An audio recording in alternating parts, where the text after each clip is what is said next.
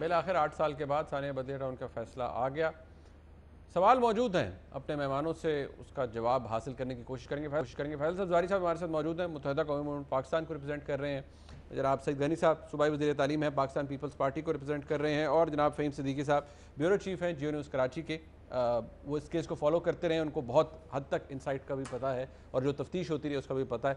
मैं ज़रा सब्ज़वारी साहब आपसे आगाज़ करता हूँ। ये सवाल है भी यही, पूछा भी जा रहा है आपसे कि ये दो लोगों को अगर सजाए मौत हो गई, जिसमें अगर कहा जा रहा है रहमान भोला ज़ुबैर चरिया, ये हमाद सिद्दीकी, रहमान भोला, ज़ुबैर चरिया, क्या ये इतनी इनकी ताकत थी कि ये खुद ही बस किसी लीडरशिप को पता नहीं है, एक तंजीमी कमेटी का सरबराह, एक सेक्टर इंचार्ज MQM, इन्होंने जाके भत्ता भी मांग लिया, नहीं मिला तो आग भी लगा दी, 264 लोग भी मारे गए और MQM को पता ही नहीं। उस वक्त की MQM तो वो थी ना अल्ताफ हुसैन वाली, आज की MQM तो डिफरेंट, बड़ा खुद को डिस्टेंस करती है उससे।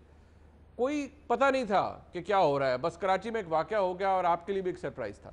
देखिए मुनीब दो तीन चीज़, कुछ फैक्ट्स हैं और यानी हक़ाइक़ हैं, और कुछ जो बातें बाद में बनाई। हक़ाइक़ ये हैं कि हमाद सिद्दीकी जिस वक़्त ये सानेहा हुआ है, उस वक़्त MQM की तंज़ीमी कमेटी के सरबराह थे। रहमान भोला बताते हैं, मैं जानता नहीं था, लेकिन बहरहाल बाद में पता चला कि जी वो कोई बल्दिया टाउन के हमारे सेक्टर सेक्टर इंचार्ज था उस जी। वक़्त। और ज़ुबैर चरिया जिसको कहा जा रहा है, वो भी उस ज़माने में ज़िम्मेदार बताया जा रहा है कि वो था। ठीक है। तो इससे तो कोई इनकार नहीं कर सकता कि ये लोग MQM से उस वक़्त वाबस्ता नहीं थे। लेकिन आया कोई लीडरशिप इन्वॉल्व थी या MQM ने कोई सिस्टमैटिकली जो इल्ज़ाम लगाया गया वो ऐसा काम किया, मैं उसको नहीं मानता। अच्छा। मैं इसलिए नहीं मानता कि 1986 से 2012 तक, जब MQM का बामे उरूज उसको कह लीजिए 2013 तक था, तो ये एक अलहदा एक ही वाक़या नज़र आता है कि जिसमें मालिकान ने ये इल्ज़ाम लगाया कि हमसे कोई 20 करोड़ रुपए का भत्ता माँगा गया है और बसूरत दीगर कहा गया कि फैक्ट्रीज़ को बंद कर दें। आप किसी चेंबर ऑफ कॉमर्स के किसी बड़े को भी बुला के पूछ लीजिए उनसे कि क्या ऐसा अब तो नहीं, वो यानी जो लोग कहते हैं कि लोग तो कोई नहीं डर रहा, तो अब बुला के उनसे पूछ लीजिए। तो मेरे ख़्याल में 1-2 चीज़ें इस केस के हवाले से बड़ी अनफॉर्चुनेट हैं। ठीक है। मैंने काफ़ी तफ़सील से पहले भी जो इनके आपको पता है कि जो फॉरेंसिक आर्किटेक्चर के नाम से है, फॉर आर्ची उनका ट्विटर पे भी मौजूद हैं। उन्होंने इसका फॉरेंसिक ऑडिट किया।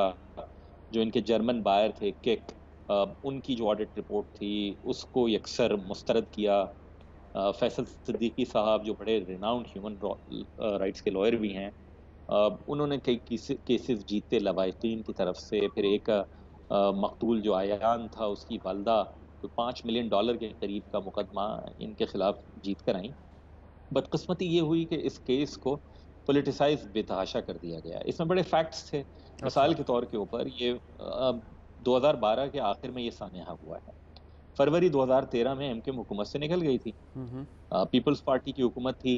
पहले पुलिस ने अपनी इन्वेस्टिगेशन, एक कमीशन कायम किया गया जस्टिस अलवी, रिटायर्ड अलवी की सरबराही में, और तीसरी FIA ने अपनी सारी की सारी रिपोर्ट की। ठीक है। कहीं पर भी उसको टेररिज्म, दहशतगर्दी नहीं करार दिया गया। MQM तो नहीं, आउट ऑफ फेवर्स थी। MQM तो किसी हुकूमत में नहीं थी। यहाँ कराची में ऑपरेशन 2013 में शुरू हो चुका था, MQM उसमें सफ़र कर रही थी। तो 2015 तक ऐसा कोई इल्ज़ाम नहीं आया, लेकिन 2015 में अचानक एक 2013 के पहले से गिरफ्तार शख्स की JIT को सरफेस किया गया, अच्छा। जिसमें उसने कहा कि मैंने सुना है कि फला-फला आदमी ने MQM के ये काम किया था। ठीक है। मेरा उस वक़्त भी मानना ये था, अभी भी मानना ये है कि देखें मुनीब, पहली बात तो बड़ी क्लियर है, अगर हमसे वाबस्ता किसी शख्स ने, मेरे सगे भाई ने या मैंने भी ये ज़ुल्म किया, तो यहाँ सज़ा मिले ना मिले, अल्लाह ताला के यहाँ ज़रूर पकड़ होगी। मैं इस बात के ऊपर बड़ा कायल कायल हूँ। ठीक है। लेकिन सिर्फ़ आप मुझे ये कह दें कि एंटी टेररिज़्म की कोर्ट में, या फिर जो JIT बाद में बनाई गई, यानी तीसरी चौथी JIT है जो हुकूमती सरबराही में बनी, जब तक मतलूबा नताइज नहीं मिल पा रहे थे, उस वक़्त तक JITs का सिलसिला बनता रहा। और आप ये कहें कि मैं उसको मिनवन मान लूँ, एंटी टेररिज़्म कोर्ट का जो रिकॉर्ड है हमारे यहाँ इतना शर्मनाक है, मुझे बुला लें तौहीन-ए-अदालत में, शर्मनाक है इनका रिकॉर्ड। ठीक है। यानी सड़क पे चल रहा होता है बंदा, ये उसके ऊपर दस्ती बम के मुकदमे डाल देते हैं। अच्छा, फैज़ साहब, 90% ऐसे केसेस हैं आपने जो बड़ा इन्होंने यहाँ डिटेल किए। में बताया। इसमें एक जो दिलचस्प बात है कि क्योंकि मुत्तहिदा कौम मूवमेंट पाकिस्तान अगस्त 2016 से पहले का जो सारे मामला थे उसको बहुत डिस्टेंस करती है ख़ुद को आज की एमक्यूएम जो है, लेकिन आप उसके बारे में भी कह रहे हैं कि उस वक्त की एमक्यूएम ने भी ऐसा कुछ नहीं किया था जिसकी उस वक्त की सरबराही अल्ताफ़ हुसैन करते थे। आपको लगता है कि उस एमक्यूएम ने भी नहीं किया था और आपके नज़दीक कोई ऐसे शवाहिद भी मौजूद नहीं है। ठीक है, ये आपका मौक़िफ़ है और आपने उस वक्त की एमक्यूएम को भी डिफेंड किया। अब जी, मैं ज़रा मैं एक क्लैरिटी अगर मुझे गुंजाइश दे दीजिए बराए जी जी। मेहरबानी। देखिए, मैं डिफेंड नहीं कर रहा। मैं आपके सामने जो दीगर हक़ाइक़ हैं वो रख रहा हूँ। अब ठीक ये है। आपके नाज़िर का काम है, आपका काम है कि आप उनको मानें या ना मानें। बदकिस्मती के साथ एंटी टेररिज़्म कोर्ट ने नहीं माना। ठीक है। ठीक है, ठीक है। हाई कोर्ट में जाएगा, वहाँ पर मैं डिफेंड नहीं कर रहा। जिसने जुर्म किया है, भले वो मैं एमक्यूएम वही की अर्ज कर रहा लीडरशिप हूं हो, कि मैं हूँ। आपके देखिए अदालती फैसला ये ना, मैं भी डिसाइड करने की अथॉरिटी नहीं हूं, कोई भी नहीं है, आप भी नहीं है, पीपल्स पार्टी भी नहीं, कोई डिसाइड नहीं है कर सकता।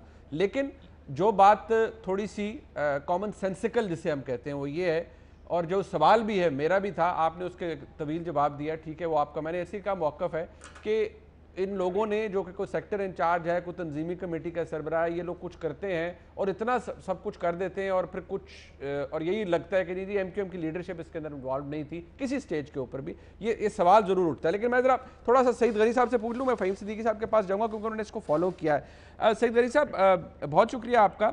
ये आपने अपनी ट्वीट में भी लिखा कि ये लोग कौन थे। वो तो फैसल साहब कह रहे हैं कि हम इनसे इनकार नहीं कर सकते कि इनका ताल्लुक था, लेकिन बाकी मामलात उन्होंने पहले की भी एमक्यूएम और आज की एमक्यूएम को, चल खैर मामलात ही मुख्तलिफ हो गए, उन्होंने कहा ये लीडरशिप के इन्वॉल्व होने की बात नहीं है, ये लोग ज़रूर थे, इन्होंने किया, और वो ये भी कहते हैं जिसने किया वो भुगतेगा फिर। मुनीम नहीं तो देखें, वो 2013 में हुकूमत से निकल गए, लेकिन ये जो बड़ी मशहूर और मारूफ अल्ताफ हुसैन की तकरीर हुई थी 2016 वाली, उस वक्त तक एमक्यूएम का कराची में बिल्कुल कंट्रोल रहा है। और जो जानते हैं उनको पता है, हुकूमत में रहे न रहे, उनके मामला चलते रहे उसी तरह से पहले चल रहे थे। अच्छा, जो एमक्यूएम के निज़ाम को समझते हैं ना, उन्हें पता है कि एमक्यूएम का सेक्टर इंचार्ज क्या भला होती थी, हमाद सिद्दीकी साहब की क्या हैसियत थी, अभी पता नहीं, वो मुझे नहीं पता फैसल साहब उसको एडमिट करेंगे नहीं करेंगे, लेकिन मुझे पता है कि उनका रोल क्या था एमक्यूएम के अंदर। अब अगर आज कोई बैठ के ये कहे कि हमाद सिद्दीकी ने या किसी इनके सेक्टर इंचार्ज ने कोई काम किया था और एमक्यूएम की लीडरशिप का उससे ताल्लुक नहीं था, तो जितना इनकी लीडरशिप का कंट्रोल था कराची शहर पर, वो सारा कंट्रोल ही इनके सेक्टर यूनिट इंचार्ज के थ्रू हुआ करता था। अब अगर एक यूनिट इंचार्ज इतना बड़ा काम कर लेता है और हमाद सिद्दीकी कहने पे पड़ता है, करता है, तो मैं नहीं समझता कि एमक्यूएम बतौर जमात अपने आप को उससे अलग कर सकती है। पहली बात तो ये। देखिए, दूसरी बात यह है कि ये कहना कि जी अब जाके कोई 2016-17 में कोई चीजें सामने आई थी और किसी का स्टेटमेंट आ गया, ये थोड़ा सा खंगाले तो सही, आर्काइव्स में जाए तो सही। ये वाकया जब हुआ था उसके चंद दिनों बाद ये बात सामने आना शुरू हो गई थी, और रऊफ सिद्दीकी साहब का जो नाम आया है, जो मैंने ट्विटर पे भी लिखा था, वो ना आग लगाने वाले में थे ना लगवाने वालों में थे। उनको तो बतौर इंडस्ट्रीज मिनिस्टर बाद में इस्तेमाल किया गया, वो जो अली इंटरप्राइजेस के मालिकान थे उनको बस दबाव डालने के लिए, और वो उनकी फैक्ट्री भी जलाई गई, उनके ऊपर एफआईआर भी डाली गई, तो उस एफआईआर से जान छुड़ाने के लिए उनसे पैसे लेके उन लवाकिन को बांटने के नाम पर उनसे मजीद पैसे लिए गए, और जो बाद में स्टोरी चली गई वो पैसे भी शायद इधर उधर हो गए, मिसयूज हो गए। तो ये कहानी रऊफ सिद्दीकी वाला जो चैप्टर है वो अलग है। असल तो वाकया फैक्ट्री को आग लगाने का है, 260 लोगों के मरने का है। उसमें तो जो लोग हैं वो अपनी जगह है। तो मैं ये समझता हूँ कि जो फैसला आया, मैंने पढ़ा नहीं है, मैं कल से सफर कर रहा हूँ, लेकिन मैं ये समझता हूँ कि हुकूमत सिंध भी इस फैसले के खिलाफ अपील में जाएगी, और ये कोई बात नहीं है कि 2 लोगों को सिर्फ फांसी की सजा हो जाए और बाकी हमाद सिद्दीकी साहब के लिए मुझे नहीं पता उस फैसले में क्या है, या और जो इनके कई लोग हैं उनको कुछ पूछा गया। एमक्यूएम बतौर जमात इसके अंदर शामिल थी। ये अपना हमाद सिद्दीकी साहब सेक्टर इंचार्ज, सवाल ही नहीं पैदा होता एमक्यूएम का जो निजाम था उसके अंदर रहते हुए एमक्यूएम की मर्जी के बगैर भी इतना बड़ा काम कर सके। ठीक, और एमक्यूएम माजी में इस किस्म की कार्रवाई करती रही है। ये तो बहुत ही भयानक था। 12 मई आपके सामने है, ताहिर प्लाजा आपके सामने है, और बेशुमार कराची शहर में मुनीम, मतलब बसें जिंदा जला, बसों के अंदर लोगों को जिंदा जलाना, लोगों को ड्रिल करना, पता नहीं क्या क्या चीजें हुई हैं। अब अगर कोई ये मतलब फैसल भाई बड़े अच्छे आदमी दोस्त हैं, लेकिन ये तासुर देंगे एमक्यूएम तो बड़ी मासूम और शरीफ जमात है, उसको तो पता ही नहीं था कि नहीं, वो तो मेरे ख्याल में थोड़ा कसौनफसी से काम ले रहे हैं। एमक्यूएम का बहुत ज्यादा थोड़ा नहीं बहुत ज्यादा ही होल्ड तो जो एमक्यूएम का था वो तो खैर सबको पता है। अब फैसल साहब को हमने क्या बताना, वो हमसे बेहतर जानते हैं। एक जमाना था जब पूरी एमक्यूएम वो बस अल्ताफ हुसैन को किस तरह से डिफेंड करती थी, आज तो खैर कोई जिक्र भी नहीं। लेकिन मैं जरा फ़हीम सिद्दीकी साहब आपके पास आना चाहूँगा। ये अब मौक़िफ़ मुख्तलिफ है। फैसल साहब ने तो उस वक्त की एमक्यूएम को भी कर दी, उन्होंने, मैंने कहा डिफेंड, उन्होंने कहा मैं डिफेंड नहीं कर रहा, लेकिन उन्होंने कहा जी नहीं उस वक्त की एमक्यूएम भी ऐसा कुछ नहीं कर रही थी, ना ही लीडरशिप इन्वॉल्व थी। लेकिन एक बात होती है लॉजिकल, आपने क्राइम रिपोर्टिंग की, बड़ा वसी तजर्बा है, कुछ कॉमन सेंस भी तो होती है, कुछ समझ आती है बात आपको आज के फैसले से। और जरा ये हमाद सिद्दीकी का भी बताइएगा, ये कहाँ है ये शख्स? देखिए, जो ये वाक़या हुआ था, इस वाक़े पहले मैं आपके सवाल से पहले आपकी एक इंट्रो के ऊपर भी बात कर लूँगा कि निज़ाम अदल के ऊपर आपने बात की कि 8 साल लग गए इस केस में, तो कम से कम उन 3 सालों के ऊपर भी हमें बात करना चाहिए और निज़ाम तफ्तीश के ऊपर भी हमें बात करना चाहिए कि निज़ाम तफ्तीश हमारा क्या कर रहा था जब तक जो है वो रिजवान कुरैशी नहीं पकड़ा जाता, वो GIT में नहीं कह देता कि वाक़या जो है खुद नहीं हुआ था बल्कि किया गया था। उस वक्त तक हमारा जो इन्वेस्टिगेशन का सिस्टम है वो क्या कर रहा था। ये एक बहुत ही अहम बात है कि 3 साल तक लोगों को ये पता ही नहीं चला कि ये वाक़या हुआ नहीं, बल्कि आग लगी नहीं बल्कि लगाई गई थी। ये बहुत अहम बात है। दूसरी तरफ जो आपकी बात है, जो फैसल सब्ज़ारी कह रहे हैं या सैयद गनी कह रहे हैं, तो यकीनन एमक्यूएम इस शहर में एमक्यूएम और भत्ताखोरी जो है वो बहुत हद तक जुड़े हुए थे।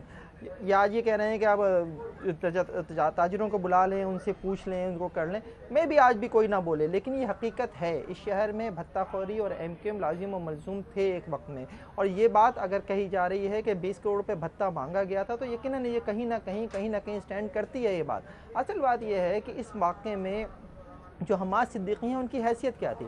वो उस वक्त एमक्यूएम की तंजीमी कमेटी के इंचार्ज थे। एमक्यूएम की राब्ता कमेटी और तंजीमी कमेटी दो ही उस वक्त कमेटीज़ इंपॉर्टेंट हुआ करती थी। राब्ता कमेटी सियासी मामला देखती थी, तंजीमी कमेटी तमाम सेक्टर यूनिट्स जो है वो तंजीमी कमेटी देखती थी। अब हमाद सिद्दीकी अगर ये कहते हैं किसी सेक्टर इंचार्ज को कि फ़लाँ जगह से भत्ता लेकर आओ, तो ये कैसे मुमकिन है कि वो मना कर दे हमाद सिद्दीकी के हवाले से। लेकिन जो जजमेंट में मुझे जो वो नज़र आ रहा है, बहुत हद तक मैं कहूँगा कि कमी नज़र आ रही है, वो ये है कि उनको कोई सज़ा नहीं सुनाई गई, उनको कोई मफरूरी में कोई सज़ा नहीं सुनाई गई, उनके सिर्फ दायमी वारंट गिरफ्तारी जारी हुए हैं। तो वो देखना पड़ेगा कि वो जो है आगे जाके हाई कोर्ट में क्या उसके हवाले से, अपील में क्या उस हवाले से फैसला होता है। लेकिन एक चीज़ और है मनी, बहुत इंपॉर्टेंट बात है, ये मेरे सामने जो है ये एक प्रेस रिलीज पड़ी हुई है जो बर्लिन से जारी हुई थी 2015 में।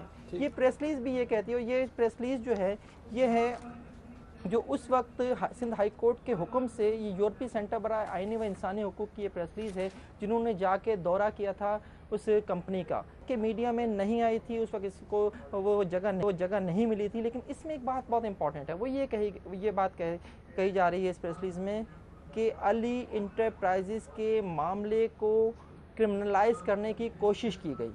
मैं कोई फैसल सब्ज़ारी की बात को सेकंड नहीं कर रहा, लेकिन मैं कह रहा हूँ कि ये बातें आज फिर होनी ही चाहिए, डेफिनेटली होनी चाहिए कि आखिर 3 साल तक आपका निज़ाम तफ्तीश क्या कर रहा था। ये बात कह रहे हैं कि जनाब वहाँ पर जो अली इंटरप्राइजेस के मालिकान थे, उन्होंने बिल्कुल वेल्ड किया हुआ था खिड़कियों को, लोगों को जो है वहाँ पर निकलने की जगह नहीं मिली, वाकया आग लगाई गई, लेकिन जिम्मेदार वो भी हैं, मालिकान भी हैं। मैं खुद अच्छा, लेकिन ये हमाद सिद्दीकी 2017 में गालिबन शायद दुबई से या बैंकॉक से गिरफ्तार हुए थे, थाईलैंड से, दुबई से। उसके बाद कहाँ क्या को पता लगा आपको, वेयर अबाउट्स कहाँ है ये शख्स? देखिए, ये खबरें आई थी कि दुबई से उन्हें पाकिस्तानी हुकाम ने अपनी तहवील में ले लिया है, लेकिन उसके बाद आज तक उनका कुछ पता नहीं है। PSP हमाद सिद्दीकी को डिफेंड करती है, वो कहती है कि उनका इसके कोई ताल्लुक नहीं है। तो ये चीज़ें हैं, लेकिन जाहिर है हमारे यहाँ क्यों है चीज़ें फौरी तौर पर सामने नहीं आती, कुछ वक्त लगता है। हमाद सिद्दीकी के हवाले से भी कुछ वक्त के बाद चीज़ें सामने आ जाएंगी क्या है, लेकिन इस बात से इनकार नहीं किया जा सकता। जिस तरह सैयद गनी अभी 12 मई का हवाला दे रहे थे, 12 मई के वक्त भी जो है तंजीमी कमेटी के इंचार्ज जो है वो हमाद सिद्दीकी ही थे। ठीक है, बहुत शुक्रिया।